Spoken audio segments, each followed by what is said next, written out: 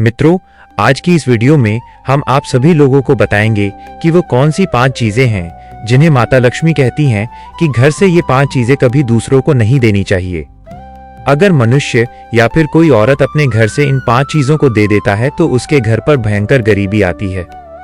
मित्रों, आज हम आप सभी को माँ लक्ष्मी जी की एक प्राचीन कथा के माध्यम से बताएंगे कि वह कौन सी 5 चीजें हैं जिन्हें घर से दे देने पर घर में भयंकर गरीबी आती है।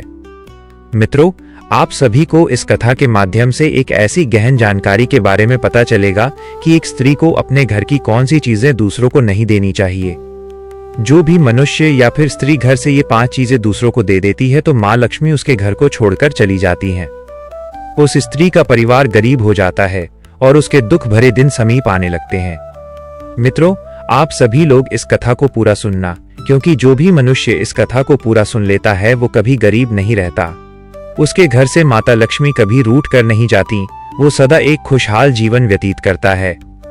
मित्रों, आप सभी से एक विनम्र निवेदन है कि आप इस कथा को पूरा जरूर सुनें, क्योंकि आधा अधूरा ज्ञान कभी रास नहीं आता है। जो भी इस कथा को पूरा सुनता है, माँ लक्ष्मी उसकी झोली खुशियों से भर देती हैं। मित्रों, विलंब न करते हुए चलिए कथा को शुरू करते हैं। मित्रों, पूर्व काल की बात है। मगध देश में एक अत्यंत शोभायमान नगरी थी। उस नगरी में एक सुमन नाम की स्त्री अपने पति और सास ससुर के साथ निवास करती थी। सुमन एक पतिव्रता नारी थी जो सत्य धर्म का पालन करने में तत्पर और गृह कार्य में दक्ष थी। सुमन का स्वभाव अत्यंत दयालु प्रवृत्ति का था। सुमन किसी को भी चिंतित नहीं देख पाती थी। वो कभी भी किसी को हानि नहीं पहुंचाती थी। वह एक सरल स्वभाव की सातों गुण से संपन्न स्त्री थी। वो सदैव दूसरों की सहायता किया करती थी। सुमन के पति का नाम संजय था। संजय एक व्यापारी था। उसकी अनाज की एक दुकान थी। वो बाजार में लोगों की जरूरत की चीजें बेचा करता था और उन बेचे गए पैसों से अपने घर का खर्च चलाता था। उसका व्यापार पूरे मगध देश में मशहूर था। सभी लोग संजय को बहुत सम्मान देते थे। सुमन अपने पति से बहुत अधिक प्रेम करती थी। वह अपने पति को ही पति परमेश्वर मानकर उनकी सेवा करती थी। सुमन माता लक्ष्मी की एक बहुत बड़ी भक्त थी, इसीलिए वह एक पतिव्रता स्त्री थी। सुमन नित्य पति से पहले जागती थी, अपने घर के आंगन को स्वच्छ करती थी, फिर स्नान आदि कार्य संपन्न करके वो तुलसी को जल देती थी और देवी देवताओं का पूजन करती थी। सुमन अपनी माता लक्ष्मी की उपासना किया करती थी। इस प्रकार से वह रोज अपने नित्य कर्म करती थी। सुमन ने कभी किसी का अनादर नहीं किया। वो सभी के साथ मधुर वाणी में बातें करती थी। सभी लोग सुमन को देखकर कहने लगे थे कि ये तो साक्षात लक्ष्मी के समान गुणों वाली स्त्री है। सुमन अपने परिवार का कितने अच्छे से ख्याल रखती है, उनका आदर करती है, कभी किसी से झगड़ा नहीं करती है और सभी का कहना मानती है, अपने पति के कहे अनुसार कार्य करती है। कहते हैं ना कि जिस स्त्री के अंदर सच्चे गुण होते हैं वो स्त्री कभी किसी का अहित नहीं चाहती है और उन सभी का सम्मान करती है। यहां तक कि दान धर्म भी खूब करती है। सुमन के द्वार पर जो भी याचक आता है वह उसे दान दक्षिणा दिए बिना वापस नहीं भेजती थी। उसके द्वार से कोई खाली हाथ नहीं जाता था।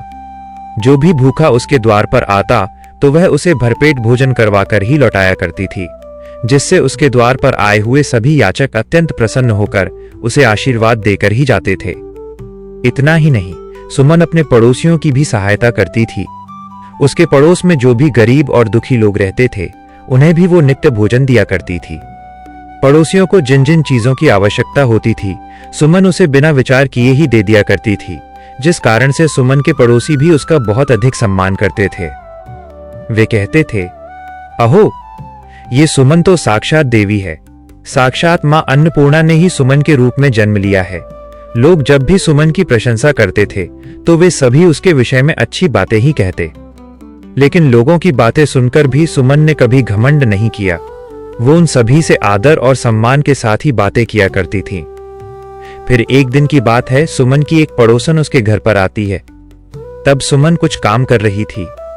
जब सुमन ने अपनी पड़ोसन को अपने घर आया देखा तब सुमन उसका स्वागत करती है और बड़े प्रेम से उससे कहती है, अरे बहन, आज आप हमारे घर में? तुम्हारा स्वागत है। कोई अनहोनी हुई है क्या? आज किस कारण से तुम्हारा मेरे घर में आगमन हुआ है? यदि कोई समस्या है तो उसे मुझसे बताओ, या तुमको किसी वस्तु की आवश्यकता हो तो मुझसे मांग लो, मैं तुम्हारी अवश्य मदद करूंगी।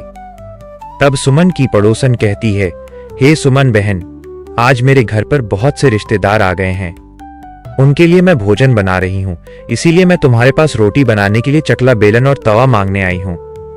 यदि तुम कुछ समय के लिए मुझे चकला बेलन और तवा दे दोगी तो बड़ी कृपा होगी। मैं काम हो जाने के बाद तुम्हें जल्दी ही तुम्हारा सामान तुमको लौटा दूंगी। तब सुमन कहती है, अरे बहन, इसमें क्या बड़ी बात है, ले लो।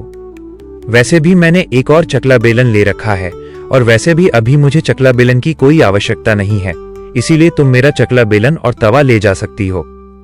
रुको, मैं अभी तुम्हें लाकर देती हूँ। फिर सुमन रसोई घर में जाती है और रसोई घर से चकला बेलन और तवा लाकर उस पड़ोसन को देती है। तब पड़ोसन कहती है, हे बहन, तुम्हारा बहुत बहुत धन्यवाद, आज तुमने मेरा काम सफल कर दिया। मैं अपने मेहमानों को भोजन कराकर तुम्हारा चकला बेलन जल्दी से लौटा देती हूँ। अगर मुझे तुमको ये चकला बेलन देने में थोड़ा विलंब हो जाए तो मुझसे क्रोधित मत होना। तब सुमन कहती है, हे बहन, चिंता की कोई बात नहीं है, जब तुम्हारा कार्य पूर्ण हो जाएगा तब तुम मुझे लौटा देना। अब सुमन की इतनी बात सुनने के बाद वो पड़ोसन सुमन का चकला बेलन और तवा लेकर उसके घर से अपने घर को चली जाती है। कुछ समय बाद अन्य एक स्त्री सुमन के घर पर आती है। सुमन उसका भी बड़े ही प्रेम के साथ में स्वागत करती है और पूछती है, पधारो बहन, आज तुम्हें मुझसे कौन सा काम आन पड़ा है? ऐसे तो आप कभी भी हमारे घर पर नहीं आती हैं। जरूर कोई ना कोई बात है, आप संकोच न करो और मुझसे बताओ कि तुम्हें मुझसे क्या चाहिए। मैं तुम्हारी मदद अवश्य करूंगी। तब वो स्त्री कहती है, अरे बहन, मेरे घर में बहुत गंदगी हो गई है और मेरे घर की साफ सफाई करनी है, लेकिन मेरे पास साफ सफाई करने के लिए कुछ भी नहीं है और उतने पैसे भी नहीं है कि मैं साफ सफाई के लिए झाड़ू खरीद पाऊं। इसीलिए मैं तुम्हारे पास झाड़ू मांगने के लिए आई हूं। यदि तुम्हें कोई समस्या ना हो तो कृपा करके मुझे अपने घर की झाड़ू दे दो। मैं अपना घर साफ करके तुम्हें झाड़ू लौटा दूंगी। सुमन बिना विचार किए ही कहती है, अरे बहन, बस झाड़ू ही तो है, इसमें क्या समस्या हो सकती है? अरे तुम चिंता मत करो, अभी मैं तुम्हें अपने घर की झाड़ू लाकर देती हूँ। इतना कहकर सुमन घर के अंदर जाती है और झाड़ू लेकर आती है और उस स्त्री को दे देती है। वह स्त्री सुमन के घर की झाड़ू लेकर वहां से चली जाती है। फिर कुछ दिनों के बाद अन्य एक स्त्री सुमन के घर पर आती है। सुमन उसका भी बड़े प्रेम से स्वागत करती है और सुमन कहती है, अरे पधारो बहन, क्या बात है, आज मेरे घर पर आपका किस कारण से आना हुआ है? तुम्हें जो कुछ भी चाहिए तुम निसंकोच होकर कहो, मैं तुम्हारी सहायता करने का प्रयास अवश्य करूंगी। तब वो स्त्री कहती है, अरे सुमन बहन, सुना है तुम बड़ी दयालु हो। तुम्हारे बारे में गांव का प्रत्येक मनुष्य बात करता है। मैंने उनसे ही तुम्हारे बारे में बहुत सुना है कि तुम सभी की बहुत मदद करती रहती हो। इसीलिए बहन, मैं तुम्हारे पास एक छोटी सी मदद मांगने के लिए आई हूं। तब सुमन कहती है, हे प्यारी बहन, आप तनिक भी संकोच मत करिए। तुम्हें जो कुछ भी चाहिए वो मुझसे मांग लो बहन। अगर तुम्हारे द्वारा मांगी गई चीज मेरे पास हुई तो मैं अवश्य ही दूंगी। यदि मेरे बस में होगा तो मैं मना नहीं करूंगी, मैं तुम्हारी सहायता अवश्य करूंगी। तब वो स्त्री कहती है, हे सुमन बहन, आज मेरी बेटी को देखने के लिए लड़के वाले आ रहे हैं, इसीलिए मैं चिंता में हूं, क्योंकि मेरे पास पहनने के लिए एक भी गहना नहीं है, तो मैं अपनी बेटी को पहनने के लिए क्या दूं? उसके पास पहनने के लिए अच्छे वस्त्र भी नहीं हैं। इसीलिए कृपा करके मुझे आप थोड़े गहने और वस्त्र उधार में दे दीजिए, केवल एक दिन के लिए। जब लड़के वाले मेरी पुत्री को देखकर चले जाएंगे तो मैं तुम्हारे गहने तुमको वापस लौटा दूंगी। उस पड़ोसन ने अपनी बात ऐसे करुण स्वर में कही कि सुमन ने कहा, बस इतनी सी बात है। अरे बहन, तुम चिंता मत करो, तुम्हारी पुत्री मेरी पुत्री की ही भांति है, उसकी सहायता मैं अवश्य करूंगी। मैं अभी तुम्हें मेरे गहने और साड़ी लाकर देती हूं, जिसे पहनकर तुम्हारी पुत्री राजकुमारी की तरह लगेगी। अब सुमन जल्दी से अंदर जाती है और गहने और साड़ी लेकर आती है और उस पड़ोसन को दे देती है। वो पड़ोसन प्रसन्न हो जाती है और सुमन के गहने और साड़ी लेकर चली जाती है। अब इसी काम के चक्कर में शाम हो जाती है। तभी अचानक से अन्य एक पड़ोसन सुमन के घर पर आ जाती है। सुमन उसका भी बड़े प्रेम से स्वागत करती है और अपनी उस पड़ोसन से कहती है, पधारो बहन, आज किस कारण से मेरे घर पर आना हुआ? बताओ, मैं तुम्हारी किस प्रकार से सहायता कर सकती हूँ? तुम्हें जो कुछ चाहिए निसंकोच होकर कहो, मैं तुम्हारी मदद जरूर करूंगी। सुमन की बात सुनकर वह पड़ोसन सुमन से कहती है, हे सुमन बहन, तुम बड़ी ही दयालु हो और तुम सभी की सहायता करती हो, इसीलिए मैं तुम्हारे पास आई हूं। मेरा बच्चा भूखा है और मेरे पास उसे पिलाने के लिए दूध नहीं है, इसीलिए मैं तुम्हारे पास दूध मांगने के लिए आई हूं। अगर तुम मुझे अपने घर से थोड़ा सा दूध दे देती तो तुम्हारी मुझ पर बड़ी कृपा होती। तब सुमन अपनी उस पड़ोसन से कहती है, अरे बहन, इसमें कौन सी बड़ी बात है? लो, अभी मैं तुम्हें रसोई घर से लाकर दूध दे देती हूं। अपनी उस पड़ोसन से इतना कहकर सुमन रसोई घर में जाती है और एक पात्र में थोड़ा सा दूध लेकर आती है और उस पड़ोसन को दे देती है, जिससे वह पड़ोसन प्रसन्न होकर सुमन से उस दूध से भरे हुए पात्र को लेकर चली जाती है। इस प्रकार से सुमन अपने सभी पड़ोसियों की सहायता करती है। उसके बाद सुमन भी प्रसन्न होकर घर के कार्यों को करने में लगती है। फिर रात होते ही सुमन का पति घर पर वापस लौटता है। तब सुमन अपने पति को प्रणाम करती है, उसकी खूब सेवा करती है और अपने पति के लिए भोजन आदि का प्रबंध करती है। उसके बाद वे दोनों भोजन आदि करके चैन से सो जाते हैं। फिर उसके दूसरे दिन जब वे दोनों जागते हैं, तभी अचानक से उनके द्वार को कोई खटखटाने लगता है। फिर सुमन द्वार को खोलती है तो देखती है कि एक आदमी उसके द्वार पर खड़ा हुआ है। तब सुमन उस व्यक्ति से पूछते हुए कहती है कि अरे भाई, तुम कौन हो और यूं दरवाजे को क्यों खटखटा रहे हो? सुमन की बात सुनकर वो व्यक्ति उससे कहता है कि मैं आपके पति की दुकान में साथ काम करता हूं और मैं आपके पास इसलिए आया हूं कि आज मैं जब दुकान खोलने के लिए गया तब मैंने देखा दुकान का ताला टूटा हुआ है और दुकान के अंदर जाकर देखा तो दुकान का सारा धन, सारा सामान गायब था। मुझे तो लगता है कि कल रात को किसी ने आपकी दुकान लूट ली है और सारा सामान चुरा लिया है। ये बात सुनकर सुमन बहुत ही भयभीत हो जाती है और दौड़ते हुए अपने पति के पास पहुंच जाती है। उसके बाद अपने पति को उठाती है। फिर वो अचानक से विलाप करने लगती है और अपने पति से कहती है कि सुनो जी, अभी आपकी दुकान में काम करने वाला व्यक्ति आया था। वो कह रहा था कि हमारी दुकान में चोरी हो गई है, अब हमारा क्या होगा? सुमन की बात सुनकर उसका पति भी भयभीत हो जाता है और बिस्तर से नीचे उतरकर भागते हुए अपनी दुकान पर पहुंच जाता है। तो वो देखता है कि सच में दुकान में रखा हुआ सारा धन और सारा सामान किसी ने चोरी कर लिया है। ये देखकर सुमन का पति बहुत दुखी हो जाता है और दुखी मन से घर वापस लौट आता है। फिर घर पहुंचकर सुमन से सारी बात बता देता है, जिसे सुनकर सुमन भी बहुत दुखी हो जाती है। सुमन अपने पति से कहती है, हे नाथ, आप चिंतित मत होइए, क्योंकि मैंने अपने घर की तिजोरी में कुछ धन इकट्ठा कर रखा है, इसलिए हमारे घर में अभी भी बहुत सारा धन रखा हुआ है, जिससे आप फिर से कोई व्यापार कर सकते हैं। अपने पति से इतना कहकर सुमन कमरे में जाती है और अपने घर की तिजोरी को खोलकर देखती है तो वो तिजोरी भी पूरी तरह से खाली थी, क्योंकि अब उसके अंदर का सारा धन किसी ने चुरा लिया था। ये देखकर सुमन दुखी हो जाती है। उसे समझ में नहीं आ रहा था कि उसके साथ ये क्या हो रहा है। इतने में उसका पति भी उस कमरे में आ जाता है और तिजोरी को खाली देखकर उस पर बहुत क्रोधित हो जाता है। उसके बाद सुमन से क्रोधित होकर पूछते हुए कहता है कि सुमन, मुझे सच सच बताना, इस तिजोरी के अंदर का सारा धन कहाँ गया? तब सुमन अपने पति से कहती है, हे नाथ, मैं तो घर पर ही थी और सारा धन भी इस तिजोरी में ही रखा हुआ था। पता नहीं किस चोर ने सारा धन चुरा लिया। किंतु आप शांत हो जाइए, हम कोई न कोई उपाय करके अपना सारा धन अवश्य ढूंढ लेंगे।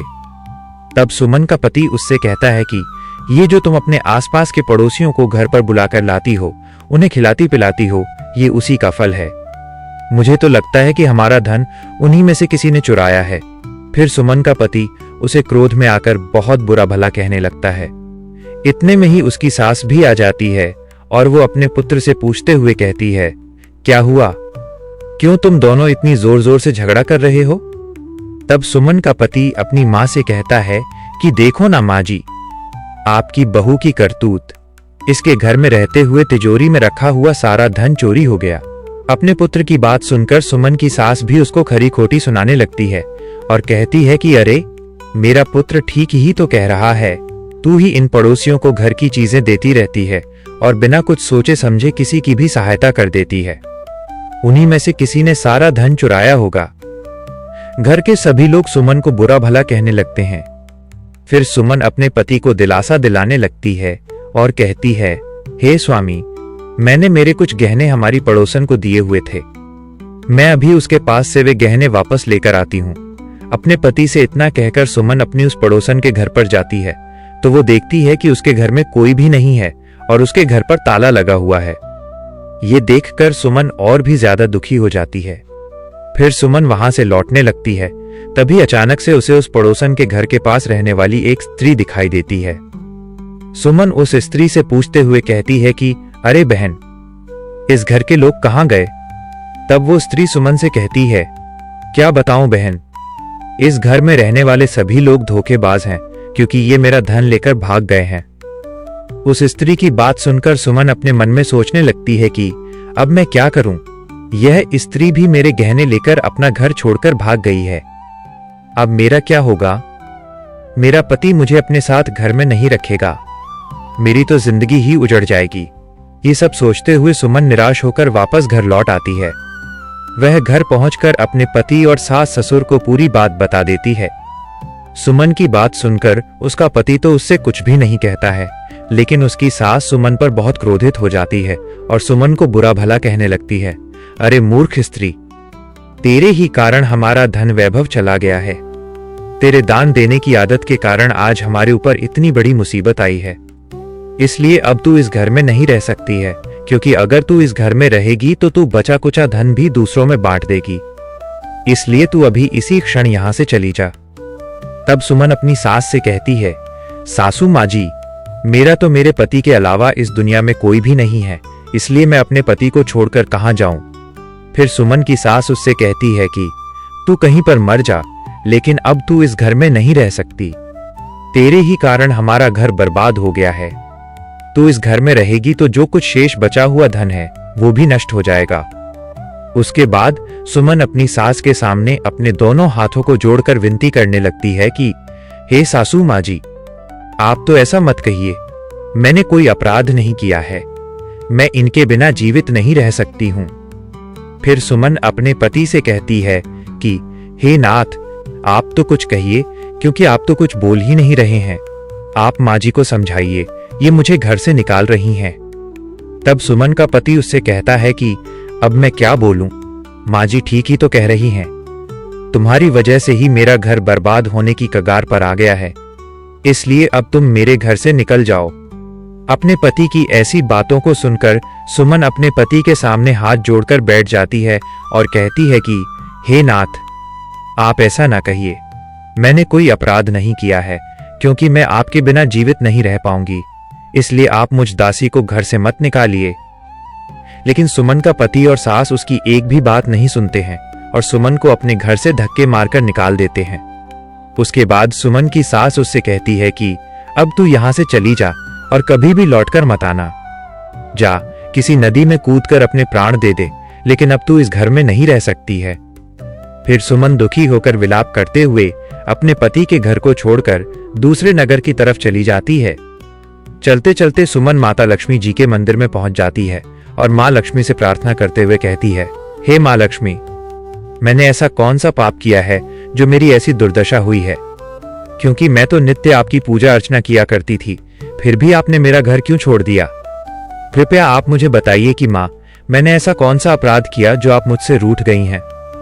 उसके बाद सुमन वहीं पर बैठकर अपने मन में सोचने लगती है कि यदि मेरे पति मुझे स्वीकार नहीं करेंगे तो मैं जीवित रहकर क्या करूंगी, और यदि मेरे ही कारण मेरे पति की ये दुर्दशा हुई है तो मेरा इस दुनिया में जीवित रहने का कोई अधिकार नहीं है। अपने मन में इतना सोचकर सुमन अपने प्राण देने के लिए नदी की तरफ जाने लगती है। नदी के पास पहुंचकर सुमन माता लक्ष्मी जी से प्रार्थना करते हुए कहती है कि हे मां लक्ष्मी, मैं जीवित नहीं रहना चाहती हूँ, इसलिए अब मैं अपने प्राण देने जा रही हूँ। और यदि मेरे द्वारा आपकी पूजा में कोई कमी रह गई हो तो मुझे माफ कर देना, क्योंकि मैं अपने पति के बिना जीवित नहीं रह सकती हूँ। इसीलिए अब मैं इस नदी में कूदकर अपने प्राण दे दूंगी। इतना कहकर सुमन नदी में कूदने ही वाली होती है कि तभी अचानक से साक्षात माँ लक्ष्मी जी उस नदी में प्रकट हो जाती हैं। माँ लक्ष्मी जी सुमन से कहती हैं, रुक जाओ पुत्री, रुक जाओ पुत्री, तुम ये क्या कर रही हो? तब सुमन आंखें खोलकर देखती है कि उसके सामने साक्षात माँ लक्ष्मी जी खड़ी हैं। माँ लक्ष्मी जी के दर्शन पाकर सुमन बहुत ही प्रसन्न हो जाती है और माँ लक्ष्मी जी को बारंबार प्रणाम करती है। उसके बाद माता लक्ष्मी जी से कहती है, हे माँ लक्ष्मी जी, मुझे क्षमा कीजिए क्योंकि मैं बहुत बड़ा पाप करने जा रही थी। तब माता लक्ष्मी जी सुमन से कहती हैं कि हे पुत्री सुमन, मनुष्य को कभी भी स्वयं अपने प्राण नहीं लेने चाहिए। ऐसा करना महापाप माना जाता है, क्योंकि ईश्वर ने मनुष्य को इतना महत्वपूर्ण शरीर प्रदान किया है, उसे ऐसे नष्ट नहीं करना चाहिए। फिर सुमन माता लक्ष्मी जी से कहती है कि हे माँ लक्ष्मी, मैं विपत्ति से विवश होकर ऐसा कर रही हूं क्योंकि मेरे पति ने मेरा परित्याग कर दिया है और एक स्त्री को अपने पति के घर को छोड़कर कहीं नहीं रहना चाहिए। इसलिए मैं अपने पति के बिना जीवित नहीं रहना चाहती हूं, इसी वजह से मैं अपनी जान देने जा रही हूं। तब माता लक्ष्मी जी सुमन से कहती हैं कि हे सुमन, मैं सब कुछ जानती हूं और ये भी जानती हूं कि तुम्हारे पति ने तुम्हारा त्याग क्यों किया है। तुम्हारे साथ ये सब तुम्हारी ही भूल के कारण हुआ है। तुमने भूलकर अपने घर की कुछ ऐसी चीजों का दान किया था जिसकी वजह से मुझे तुम्हारा घर छोड़कर जाना पड़ गया था, क्योंकि जो भी स्त्री अपने घर की इन चीजों को दूसरों को दे देती है, उनके घर में मेरा वास नहीं होता है और मैं उन वस्तुओं के साथ ही उसका घर छोड़कर चली जाती हूं। हे माँ लक्ष्मी जी, ऐसी वे कौन सी वस्तुएं हैं जिन्हें दूसरों को देने से आपका वास होना बंद हो जाता है?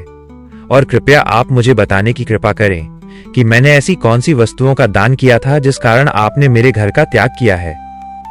सुमन की बात सुनकर माता लक्ष्मी जी सुमन से कहती हैं कि हे पुत्री, अब मैं तुम्हें जिन चीजों के बारे में बताने जा रही हूं जो किसी भी स्त्री को दूसरों को नहीं देनी चाहिए, इन चीजों का दान करने पर मैं उस घर को छोड़कर चली जाती हूं। इसे ध्यान से सुनना। हे पुत्री सुमन, सबसे पहली वस्तु है चकला बेलन और तवा। किसी भी स्त्री को अपने घर का चकला बेलन और तवा भूलकर भी दूसरों को नहीं देना चाहिए, क्योंकि रसोई घर में इन वस्तुओं का सबसे अधिक महत्व होता है और इन वस्तुओं की पवित्रता सदैव ही बनी रहनी चाहिए। इन्हीं वस्तुओं से भगवान के लिए प्रसाद बनाया जाता है और तवे पर बनी पहली रोटी भी गाय को खिलाई जाती है। इसीलिए इन वस्तुओं को हमेशा स्वच्छ और शुद्ध रखना चाहिए और कभी भी दूसरों को नहीं देना चाहिए, क्योंकि इन वस्तुओं को दूसरों को देने पर ये वस्तुएं अपवित्र हो जाती हैं। उसके बाद इन वस्तुओं का उपयोग करने से अशुभ फल की प्राप्ति होती है। इसीलिए तुमने अपने रसोई घर के चकला बेलन और तवा अपनी पड़ोसन को देकर पहली बड़ी भूल की है। दूसरी वस्तु जो तुमने दूसरों को देकर भूल की है वो ये है कि तुमने अपने घर की झाड़ू अपनी पड़ोसन को दे दी थी। जिस वस्तु में सदैव मेरा वास होता है और जो वस्तु मुझे सबसे अधिक प्रिय है, तुमने उस वस्तु को ही अपनी पड़ोसन को दे दी थी, तो फिर मैं तुम्हारे घर में कैसे ठहरती? हे पुत्री सुमन, जो भी स्त्री अपने घर की झाड़ू दूसरों को दे देती है, मैं उसके घर को त्याग देती हूँ, क्योंकि झाड़ू से ही घर की स्वच्छता की जाती है। और ध्यान रखना कि जिस भी स्थान पर स्वच्छता होती है उसी स्थान पर मेरा वास होता है। और सुमन, इस बात का ध्यान रखना कि घर में झाड़ू को सदैव छिपा कर रखना चाहिए। झाड़ू पर भूलकर भी बाहरी व्यक्ति की नजर भी नहीं पड़नी चाहिए, क्योंकि झाड़ू एक अत्यंत पवित्र वस्तु होती है। इसे गलती से भी पैर नहीं लगाना चाहिए और इससे कभी विष्ठा आदि प्रकार की गंदगी साफ नहीं करनी चाहिए। तीसरी वस्तु जिसे एक स्त्री को कभी दूसरों को नहीं देनी चाहिए वो वस्तु है आभूषण। एक स्त्री को अपने आभूषण कभी अन्य स्त्रियों को भूलकर भी नहीं देने चाहिए, क्योंकि मैं सदैव ही आभूषणों में वास करती हूँ और स्त्री के 16 श्रृंगार में गहनों का बहुत अधिक महत्व होता है। एक विवाहित स्त्री को अपने आभूषण कभी भी अन्य स्त्री को पहनने के लिए नहीं देने चाहिए। जो स्त्री अपने आभूषण अन्य स्त्रियों को देती है उसके जीवन में संकट के बादल छा जाते हैं। जैसे कि तुमने अपनी पड़ोसन को पहनने के लिए अपने गहने दिए हुए थे और जब तुम उन गहनों को मांगने के लिए गई तो वो पड़ोसन तुम्हारे गहने लेकर भाग गई, जिससे तुम्हारे जीवन में संकट के बादल छा गए। मित्रों, माता लक्ष्मी जी सुमन से आगे कहती हैं, हे पुत्री सुमन, अब मैं तुम्हें चौथी वस्तु के बारे में बताती हूँ जिसे भूलकर भी एक स्त्री या पुरुष को संध्या काल के समय दान नहीं करना चाहिए। वो है दूध। किसी भी मनुष्य को शाम हो जाने के बाद कभी सफेद रंग की वस्तुओं का दान नहीं करना चाहिए, किंतु तुमने संध्या काल के समय अपनी पड़ोसन को दूध का दान किया था, जिसकी वजह से अब तुम्हारे जीवन में दुर्भाग्य आ गया है। क्योंकि संध्या काल के समय सफेद रंग की चीजें दान करने से मनुष्य के जीवन में अशुभ समय आता है। मित्रों, मां लक्ष्मी जी सुमन से कहती हैं कि हे सुमन, मैंने तुम्हें उन सभी वस्तुओं के बारे में बता दिया है जिनका कभी दान नहीं करना चाहिए। ये वस्तुएं कभी दूसरों को उधार में अथवा उपयोग के लिए नहीं देनी चाहिए, और तुमने इन्हीं वस्तुओं का दान किया था, जिसके कारण आज तुम्हारे जीवन में ऐसा दुर्भाग्य का समय आ गया है। हे मां लक्ष्मी जी, मुझसे बहुत बड़ी भूल हो गई, क्योंकि मुझे इन वस्तुओं के बारे में कोई जानकारी नहीं थी। इसलिए आप कृपया मुझे क्षमा कर दीजिए और अब आप मुझे प्रायश्चित करने का उपाय बताइए। फिर माता लक्ष्मी जी सुमन से कहती हैं कि हे पुत्री, तुम्हें जितना प्रायश्चित करना था वो पहले ही कर लिया है, इसीलिए अब तुम वापस अपने घर लौट जाओ। मैं अभी तुम्हें तुम्हारा संपूर्ण वैभव और धन संपत्ति लौटा देती हूँ। सुमन से इतना कहकर मां लक्ष्मी जी उस स्थान से अंतर्ध्यान हो जाती हैं। उसके बाद सुमन भी मां लक्ष्मी जी का धन्यवाद करके वहां से अपने घर की तरफ जाने लगती है। तभी अचानक से उसने देखा कि उसका पति उसे ढूंढते हुए उसी की तरफ ही चला आ रहा होता है। उसके बाद सुमन का पति उसके पास पहुंचकर उससे क्षमा मांगने लगता है और कहता है, हे प्रिय, तुम मुझे क्षमा कर दो। मैंने तुम्हें बहुत भला बुरा कहा था। तुम तो साक्षात देवी के समान हो, और मां लक्ष्मी की कृपा से हमें हमारा सारा धन वैभव वापस मिल गया है, और जिन लोगों ने हमारा धन लूटा था उन सभी लोगों ने स्वयं हमारे घर आकर हमारा धन हमें वापस लौटाया है, और तुम्हारा नाम लेते हुए क्षमा भी मांगी है। अपने पति के मुख से ऐसी बातों को सुनकर सुमन बहुत प्रसन्न होती है और अपने पति के साथ वापस घर लौट आती है। मित्रों, अब माता लक्ष्मी जी की कृपा से सुमन के घर में फिर से सुख समृद्धि आ गई थी, और उसके बाद से सुमन ने कभी भी अपने घर की ये 4 चीजें दूसरों को नहीं दी। फिर सुमन अपने छोटे से परिवार में सुखपूर्वक अपने जीवन का निर्वहन करने लगी। मित्रों, आप लोगों को भी इन 4 वस्तुओं को भूलकर भी दूसरों को नहीं देना चाहिए, क्योंकि ऐसा करने से जीवन में दुर्भाग्य आता है। तो मित्रों, आप लोगों को यह कथा कैसी लगी हमें कमेंट बॉक्स में अवश्य बताइएगा। और अगर आप सभी लोगों ने अभी तक हमारे चैनल को सब्सक्राइब नहीं किया है तो ऐसी ही ज्ञानवर्धक कथाओं के लिए आप सभी लोग हमारे चैनल को भी सब्सक्राइब करें, और सभी वीडियो की नोटिफिकेशन के लिए नोटिफिकेशन बेल को भी अवश्य दबाएं, जिससे आपको सभी वीडियो की नोटिफिकेशन सबसे पहले मिल सके। साथ ही साथ कमेंट बॉक्स में राधे राधे लिखना ना भूलें। मित्रों, वीडियो को यहाँ तक देखने के लिए आप सभी लोगों का दिल से धन्यवाद।